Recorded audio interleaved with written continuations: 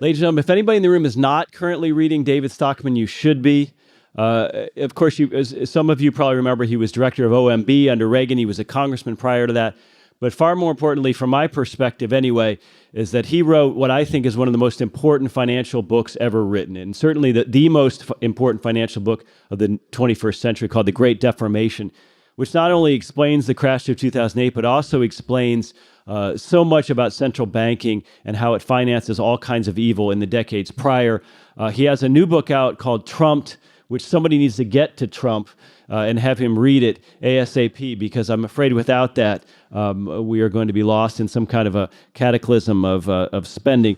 But David Stockman runs a website called Contra Corner. He is an absolute tireless writer against crony capitalism, and I think he's one of the leading lights in our movement today. Thanks so much, David Stockman.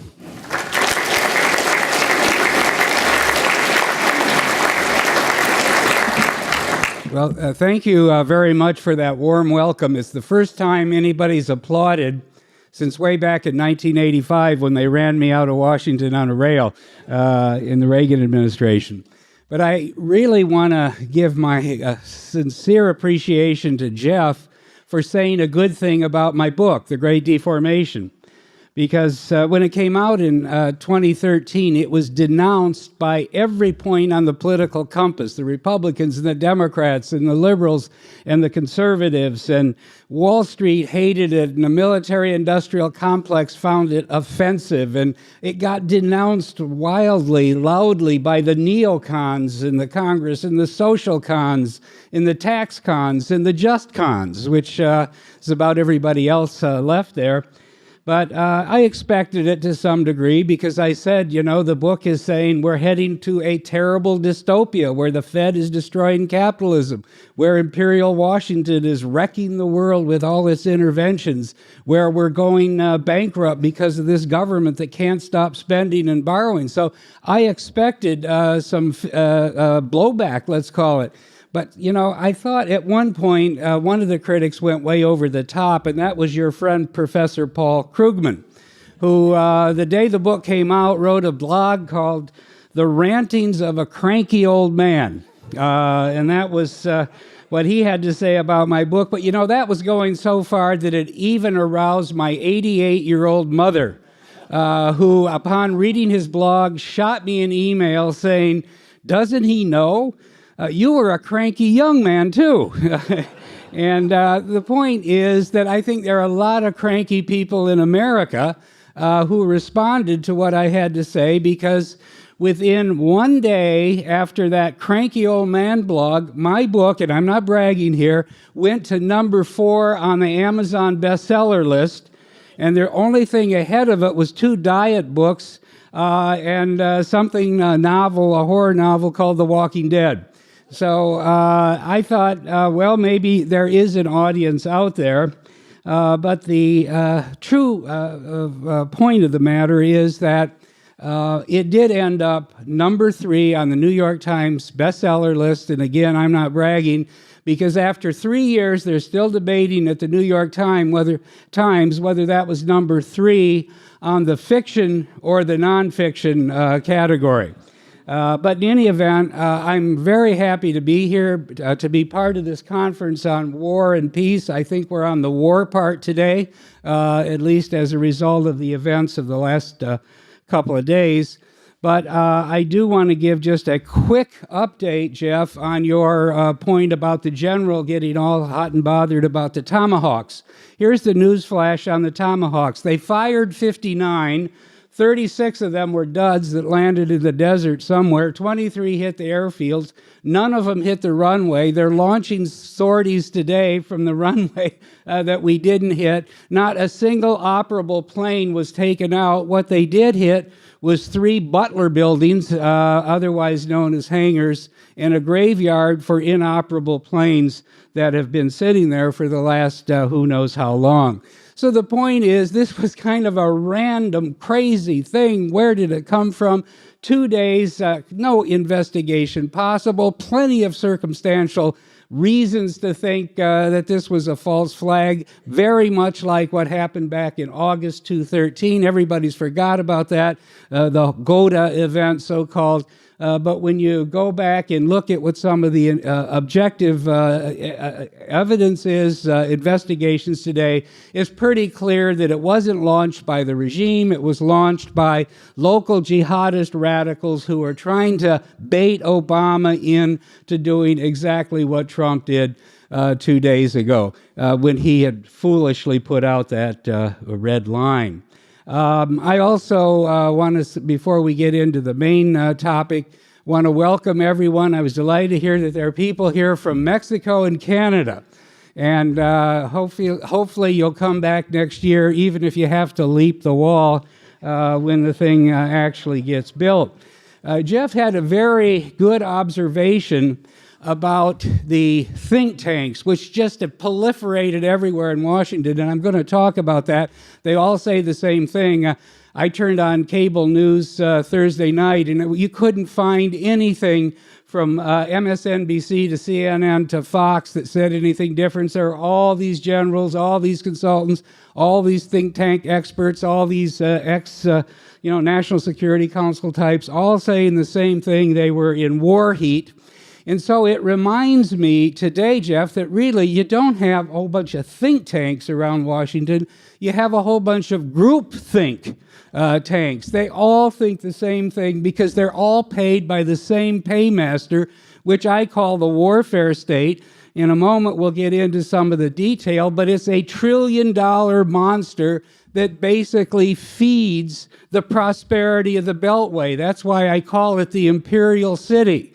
And everything in the Imperial City today is compromised, but most especially the news media. I was just struck, to tell you the truth. I was appalled when I heard the great guru. In the pecking order of things, there are some people that are felt to be the real thoughtful leaders of the media today. One of them is Fareed Zakaria.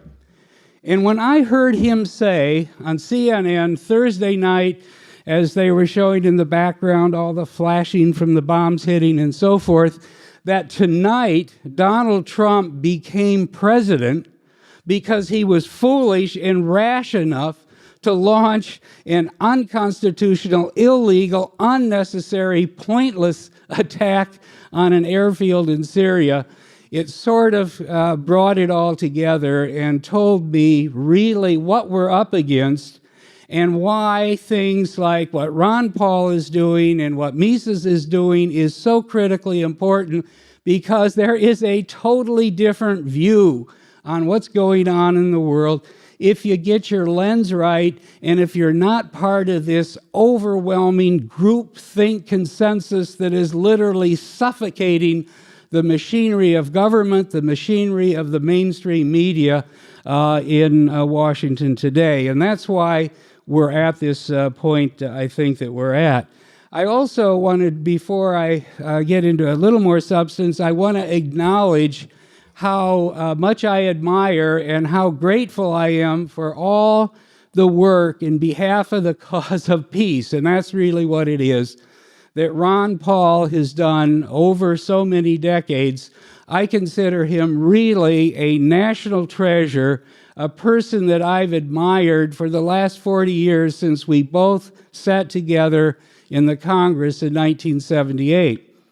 And the interesting thing about that is that we were both kind of free market, rabid free market types, and we sat way in the back benches, and we were being totally ignored by everyone because they thought that what we were, focused on entirely was the free market. But actually, we were working on an issue that is the issue of the day.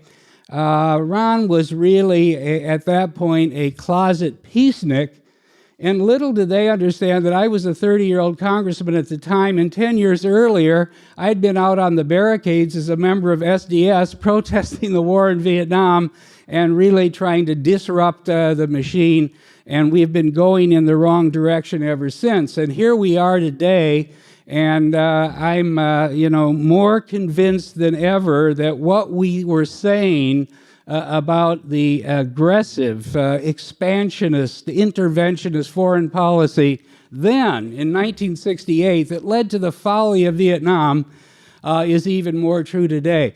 And that's why history, I think, is so important, perspective. A lot of you probably travel. If you've ever been to Vietnam, you have to go to Hanoi if you're traveling to Southeast Asia, or go to Saigon and ask yourself, what in the hell were we doing putting 500,000 young Americans, billions of dollars, dropping on the country from one end to the other, napalm and every other kind of horrible thing out of the sky? Why were we doing that back in 1960s? What was the point? There is no trace of anything accomplished, any purpose, any valid objective for 50 years later. In fact, Vietnam is now becoming a major supplier of goods and services to the United States. So I just think that maybe we need to have a little perspective, historical perspective, and I have to say that in light of the event 2 days ago, I had to change the title of my speech. It originally was The Deep State and the Donald. And the whole idea was that in some ways he was a victim already of the deep state. They were trying to relitigate the election. That's what all of this Russiagate hysteria is about.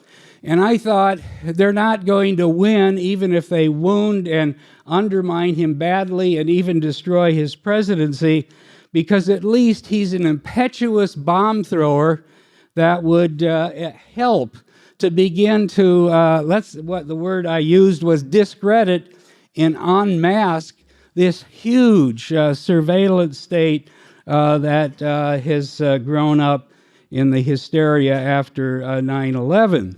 Well, little did I know that suddenly Donald Trump has been taken hostage by the deep state. And before we knew it, he's ending up being the tool of the deep state. And that's really the topic that I want to address today. How did this happen?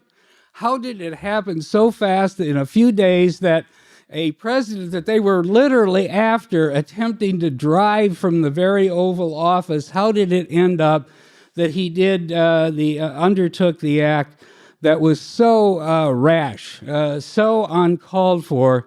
Even after, by the way, everybody's familiar with all the tweets that he put out in 2013 when Obama was on the brink after the false flag attack in August.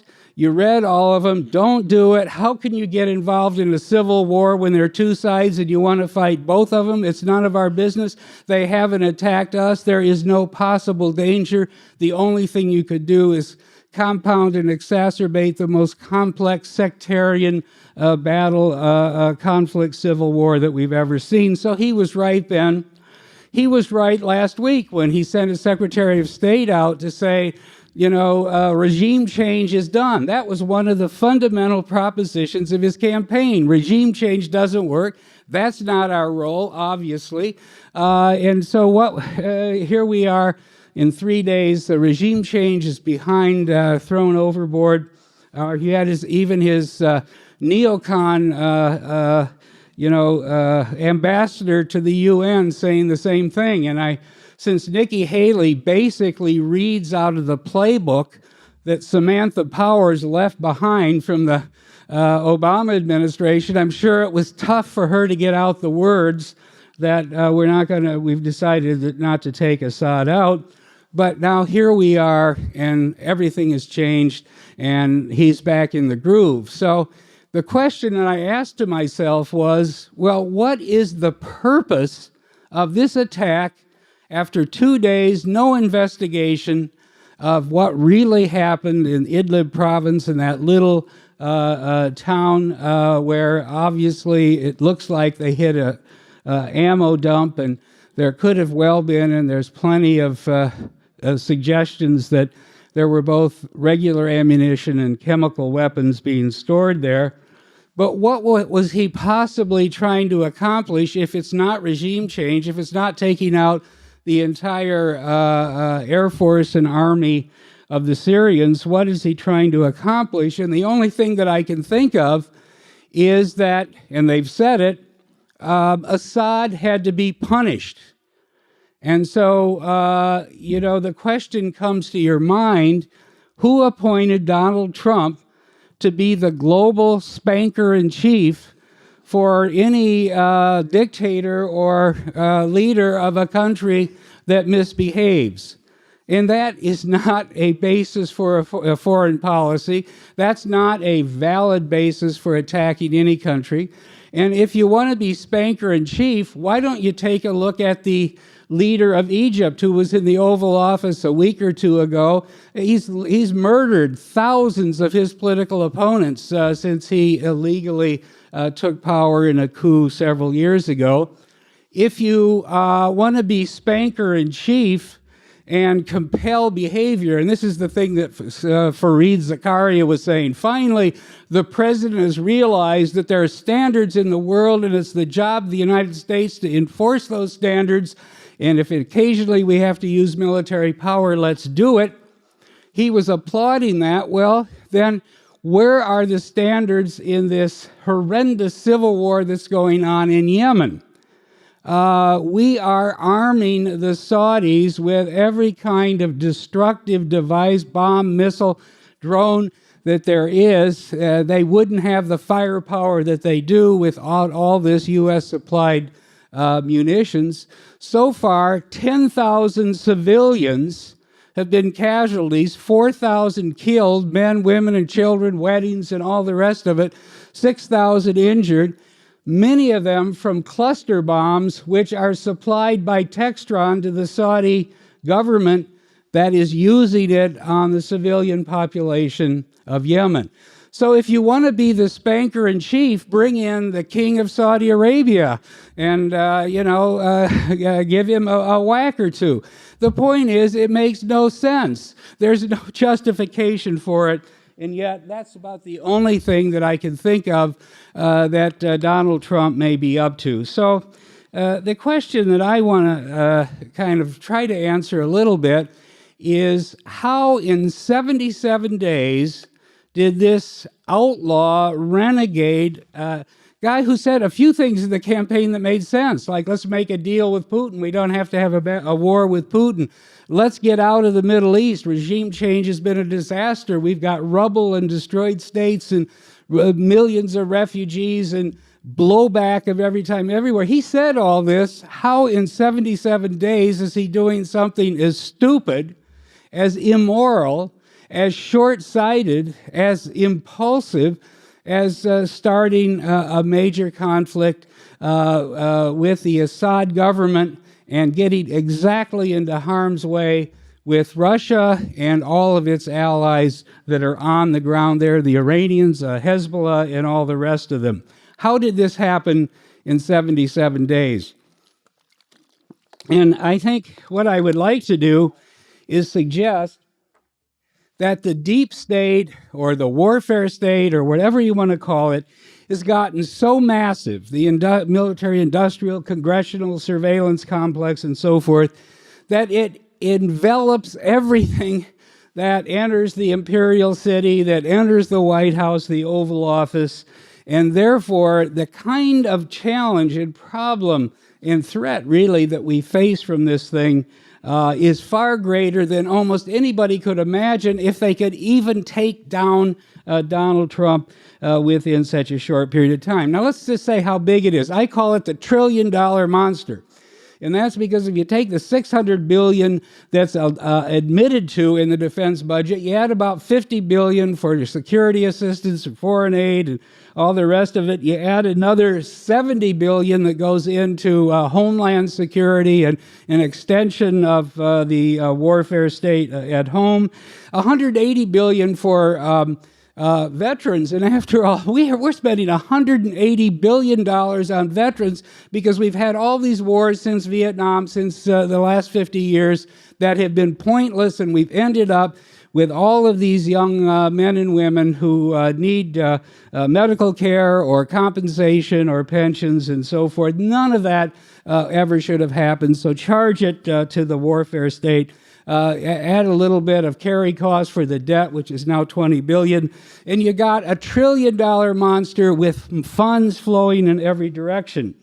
And especially in the Imperial City, you have a 75 billion complex for the 17 agencies of the intelligence community. Now, the difference between what I call the intelligence complex and the old-fashioned notion of the military-industrial is that at least the military-industrial complex was spread all over the world and spread all over the country. We had bases all over the country, defense contractors all over, 200,000 forces abroad that shouldn't be there, and so forth. But when you get to the intelligence community, it is concentrated, massed in the greater metropolitan area of D.C. I think there's 2 or 3 or 400,000 contractors or direct employees. If you take the 75 billion budget of the CIA and NASA and all the rest of them, 50 billion of it goes to contracts. And so you have all these huge contracting companies that are paying people big salaries, not GS 16 or 18 salaries, but huge salaries. You create that entire mass concentration of people all needing a justification for a continuation of the flow of all this money. That's why when you go into Washington, I don't go to Washington that much anymore, Congressman, but when I do, compared to what I saw when I started there in 1970 or even when I left in 1985, the prosperity is amazing. And you say to yourself, where is all this prosperity, this glass and steel, and all these new hotels and restaurants and all of this fancy stuff coming from in a city that has no manufacturing, has no industry? Where does it come from? It's coming from the $75 billion intelligence complex that's sprawled all over the entire metro area. So part of that, obviously, is the group think tanks. Part of that is the media that's housed there. I mean, Wolf Blitzer, can you stand to listen to another night of Wolf Blitzer drooling over, the next occupation or intervention or stage of the war? They're all down there embedded in that horrible environment that's been created.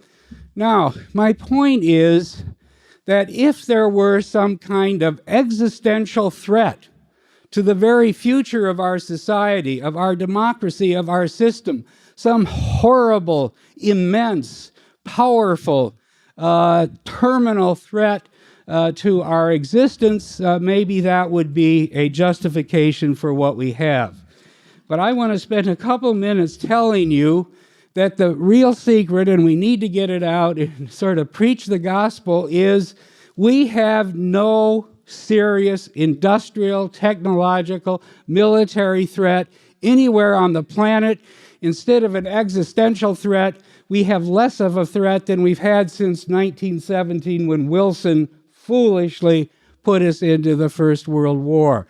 And let's just tick off what is out there. The first one, obviously, is Russia.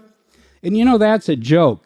If they're going to land on the shores of New Jersey, they would need vast power projection capability, aircraft carriers and suites of capacity to land. I know I'm being facetious, but the point is none of that is remotely possible because they've got one 50-year-old aging, smoke-belching aircraft carrier that's on duty in the Eastern Mediterranean and probably couldn't get out of the Straits of Gibraltar if it had to. That's it. So how do they threaten the security or the safety of anybody in America unless you think Putin, who is the ultimate chess player, the cool hand Luke of the global scene today, is foolish enough to risk nuclear retaliation by attacking us first and have all of Russia turned into a parking lot. The point is, we have had the nuclear deterrent on our submarine, Trident submarines, more than enough ever since I was there fighting the defense buildup in 1980. We don't need any more money. There's nothing that the Russians are going to do that remotely threatens us. And as a matter of fact, just to give you some feel for how silly this whole damn thing is, I actually am fortunate enough to live in New York City and on the 19th floor of a very nice apartment building on the East River. And when I look out from my balcony, I can see the Queens on the other side, and I look south and I can see Brooklyn. I look north. On one side there's Harlem, and on another side there's the Bronx. And also I can see the entirety of Russia from the balcony of my apartment in New York City. Now, I'm not doing a Sarah Palin on you, okay? I'm not talking about the Siberian landmass. I'm talking about the fact that the GDP that I can see from my balcony of New York metro area is 1.6 trillion, and the GDP of Russia is 1.3 trillion. In other words, the entire economy of Russia is not even as big as New York City. It's 1/7 of the GDP of the United States. Russia is mainly a huge hydrocarbon field with a few nickel mines, 100 million acres of wheat, and an aging workforce that has a great fondness for vodka and other distractions. So the point is, there is nothing there that could ever generate a threat or the military capability to harm us. Now, China is the same thing. If you think about it, do you really worry at night that China is going to send some missiles or a fleet of aircraft over the Pacific in order to bomb 4,000 Walmarts in America? I mean, the point is their economy would collapse within 6 months if they didn't have this global, bloated global system of exports and trade. That's what the whole Red Ponzi is predicated upon.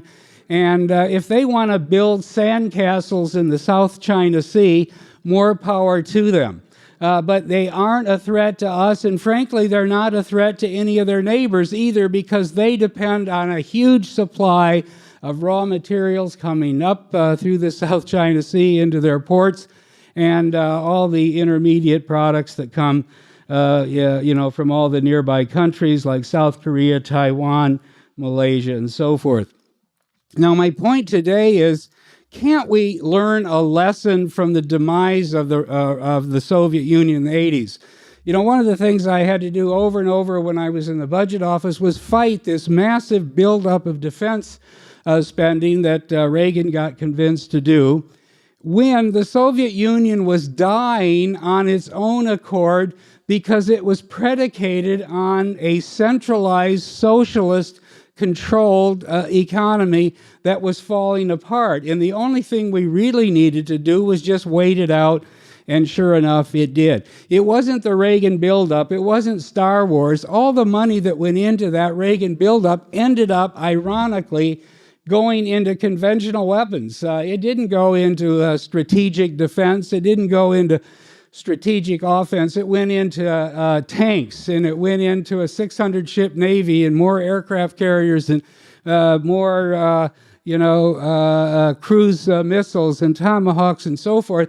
All the things that subsequently got used for the wars of invasion and occupation that we never should have undertaken. But my point is, let's learn from that mistake and realize that China is a red Ponzi of historic proportion, that 20 years ago, the debt of all of China was $500 billion. Today, it's 30 trillion. That you don't blow up the debt of a system by 60-fold, 60x, in 2 decades, and create a frenzy of building and speculating and borrowing and gambling, really, and expect the system to be stable, sustainable, when there are no market mechanisms to discipline it, or there's no honesty in the system, since they all lie up and down the channel. So my point is, we only need to wait it out. We don't have to get excited about the China threat either. And frankly, we don't have to get that excited about the terrorism threat either. And if we wanted to do something about it, that's the third item, we ought to stop bombing and droning and occupying, because it's the blowback from that that's created what does exist today as a terrorist threat. And I think all of you know that, because all you have to do is ask yourself, before 1990, how many terrorist incidents do you remember? Not many, and most of them had to do with intramurals between the Palestinians and the Israelis. It had nothing to do with us. It had nothing to do with Europe. And all of a sudden, allegedly, we're more in peril than ever before in history. Well, where did all this come from? It started with Gulf War I. What in the world were we doing trying to argue, resolve, or intervene in a fight between the emir of Kuwait, who was directionally drilling into Saddam's oil field, and Saddam was pissed off, and pretty soon he decided to take over the oil field.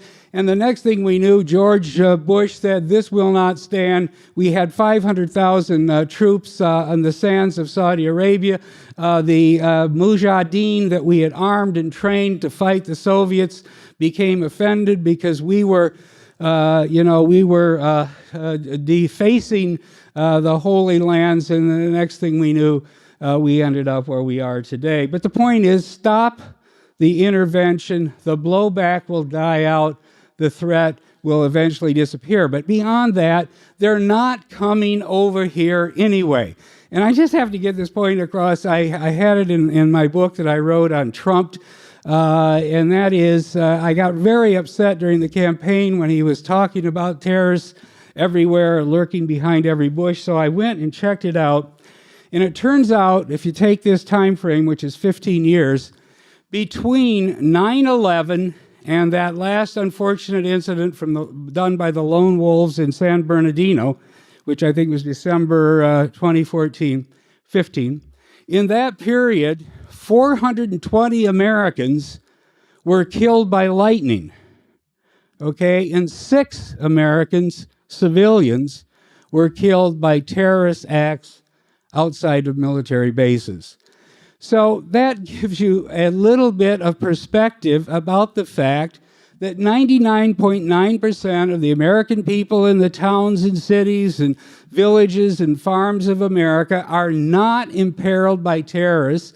And this huge, massive system that we've created to combat them is part of the problem, not part of the solution.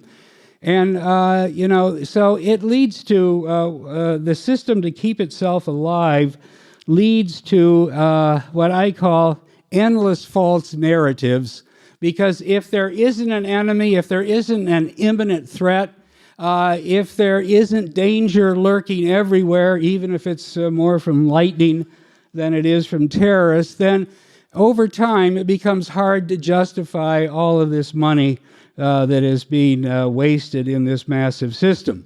I want to mention one or two, because this is one of the things I do in my blog, and I think it's important that we educate people about what is taken for granted as truths in the day-to-day mainstream media, which is totally distorting of the facts and is creating a false case for this massive system that led Donald Trump to try to bomb an airfield, which even that didn't happen.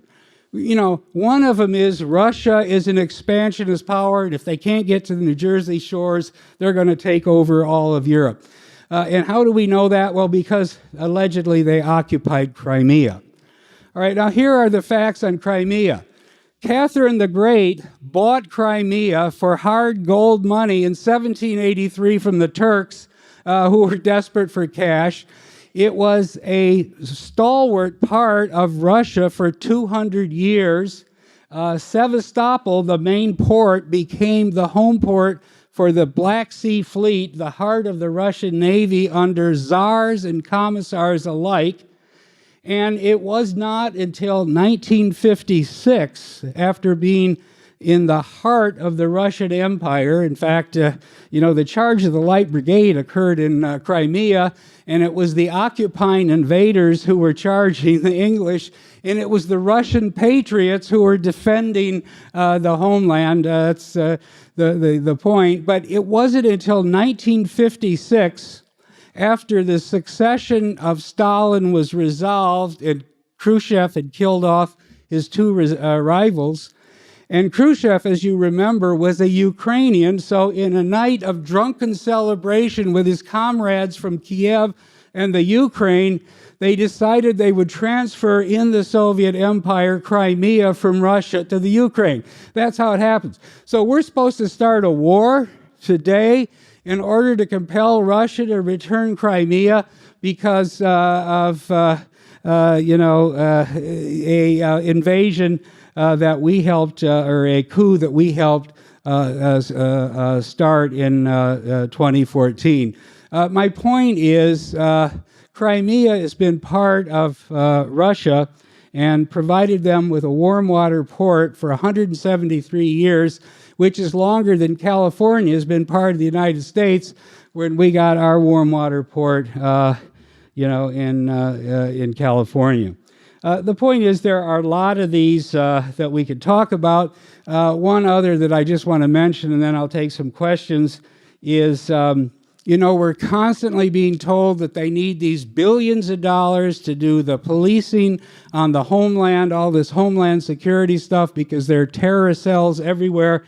But I think, Congressman, you've probably looked at this, but the fact is that about 90% of these so-called busts of terrorist cells are FBI stings. And one of my anyone who wants to get educated on the terrorist threat needs to only go back and watch Paul Newman and Robert Redford's movie of 40 years ago called The Sting, and you will see exactly what's going on today. But most of them are sting operations, and the latest one was, and I just mentioned this in closing, the latest one was in Kansas City, where the FBI agents cultivated for several weeks a young man who was so destitute, so out of it, such a loser, who his wife had left him and had a young son, that the FBI had to give him $30 and babysit his son while he went to Walmart to buy a list of stuff that they had given him, like copper wires and batteries and fertilizer and a few other incriminating things. Now, this may be an extreme case, but the point is this is part of what I call this false narrative that's constantly going on. So the bottom line, I guess, of my point today is that maybe there's a silver lining in this latest capture of Trump by the deep state, this utterly stupid attack on Syria. And that is, maybe it will help revive a coalition, anti-war coalition in the Congress, like the one that I started with way back in 1968, when both non-interventionists like Senator Aiken from Vermont and real doves from the Democrat side came together and basically put Johnson out of business, stopped the war, and ended the madness. Maybe now the liberals and the so-called progressives will come back to life. I mean, they've been essentially sidelined during the whole Obama era because anything he did they had to justify. But if we have an opportunity now to tell Trump that you can't do this without congressional authorization, and a real debate begins in Congress, which I think is beginning to happen, maybe we can revive some kind of resistance, some kind of opposition to the madness that's been going on. And in this setting, I want to particularly commend Rand Paul for the tremendous leadership, the astute and brilliant representation of this position that he's doing day after day in the Senate And he goes on the media and he just leaves them totally flummoxed because he, in a calm way, is laying out the facts of the case. And so I consider Rand, just like his father, to be one of the great patriots of America. In fact, to sum it up, when you think of what Rand is willing to do to defend the Constitution and the right way for the foreign policy to be conducted, to defend the position of non-intervention and a more peaceful foreign policy, he is willing to go so far as that I read this morning that he's trying to form a coalition for bringing this to the Senate floor with Senator Pocahontas from Massachusetts. And that I would say that's going a mile and beyond. So at least there's some glimmerings of hope, but frankly, the groupthink is killing us. The warfare state is suffocating Washington. The war machine is bankrupting and draining the fiscal and economic resources of America, and the hour is getting late. So maybe there's a chance to turn it around, and maybe inadvertently Donald Trump gave us that opportunity 2 days ago. Thank you very much.